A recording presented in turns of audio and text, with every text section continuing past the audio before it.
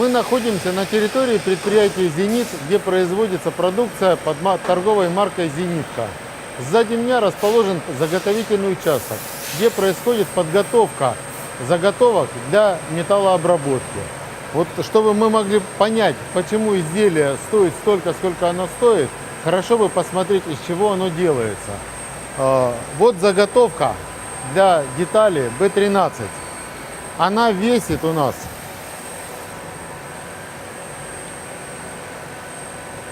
2436 грамм. А готовое изделие, которое мы увидим, как делается, весит 156 грамм. Цевье B10M, которое мы в прошлой передаче рассматривали, заготовка весит 1289 грамм. Готовое изделие 177 грамм. Когда мы получаем материал, он приходит в плитах. Эти плиты сотрудники распиливают на заготовке.